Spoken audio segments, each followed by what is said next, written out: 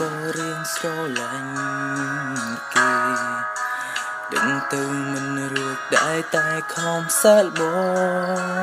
ងបែកគេយូរទៅរត់ឲ្យបងនឹកអូនមិនអាចលុបរឿងកូនលងបានដោយស្រីដូចគ្នាសំជុំនោះអូនមិន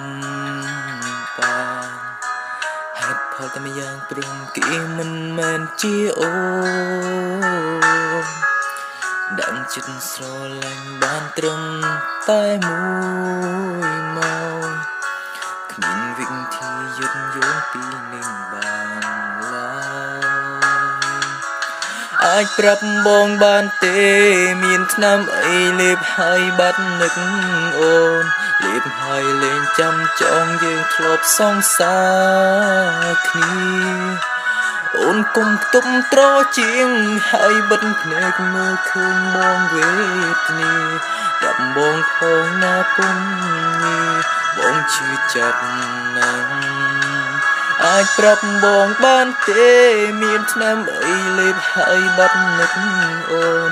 សូមជួយរកឲ្យផងឲ្យបងបានស្រឡាញ់បើរកមិនបានទេសូមត្រឡប់មករកស្នេហាចឹងបងពីបាក់រស់ខ្លាំងណាស់បើឲ្យគ្មានអូ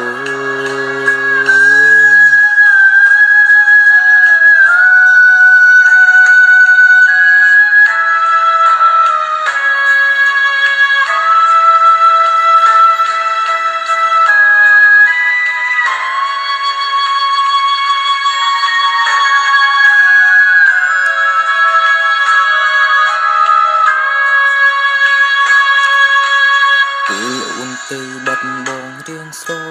ឡាញ់ដឹងទៅមិនរួចតែខំសាកបងក្បែរគេយូរទៅរត់ឲ្យបងនឹកអូនមិនអាចលុបរឿងកូនលងបានដោយស្រីដូចគ្នាសំជុំនឹងអូនមិនបានហេតុផលម្យ៉ាងព្រមគេមិនមែនជាអូន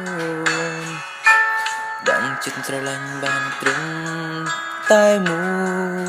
យម៉ោងគ្មានវិធីយត់យល់ពីនេះបានឡើយអាចប្រាប់បងបានទេមានថ្នាំអីលេបហើយបាត់នឹកអូនលេបហើយលេងចាំចងយើងធ្លាប់សងសារគ្នា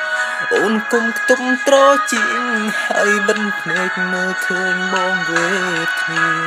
ដំបងផងណាពុំបងឈឺចាប់ណាស់អាចប្រាប់បងបានទេមានថ្នាំអីលេបហើយបាត់នឹកអូនសូមជួយរកឲ្យផងឲ្យអូនបានស្រឡាញ់បើរកមិនបានទេសូមត្រឡប់មករកស្នេហាចឹងបងពីបាក់រស់ខ្លាំងណាស់បើឲ្យគ្មានអូ